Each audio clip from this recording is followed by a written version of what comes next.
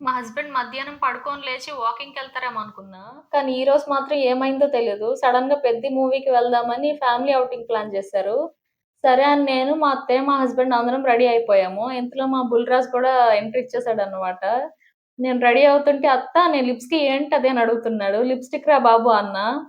ఇంకా వెంటనే వాడు కూడా రెడీ అయిపోయాడన్నమాట. ఆ కాన్ఫిడెన్స్ చూస్తే హీరో లాంచ్‌కి రెడీ అయినట్టు అనిపించింది.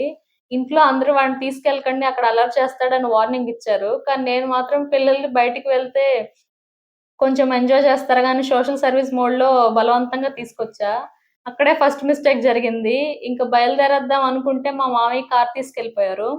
అందుకే మా అత్తయ్య, నేను, మా బుల్‌రాజు ముగ్గురం స్కూటీలో రావాల్సొచ్చింది. స్కూటీ కీస్ చూడగానే మన బుల్‌రాజుకి వేరే లెవెల్ కాన్ఫిడెన్స్ వచ్చింది.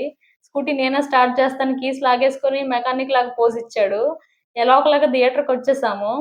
ఇప్పుడు పీస్‌ఫుల్‌గా పాప్‌కార్న్ తింటే మూవీ ఎంజాయ్ చేద్దాం అనుకున్నాను. కానీ వేరేది జరిగింది. థియేటర్ లోపలికి ఎంటర్ అయ్యామో లేదో ఒక్క సెకండ్ కూడా లేట్ చేయకుండా మా బుల్‌రాజు పెర్ఫార్మన్స్ స్టార్ట్ చేసేసాడు. ఇంక ఏడుపే ఏడుపు.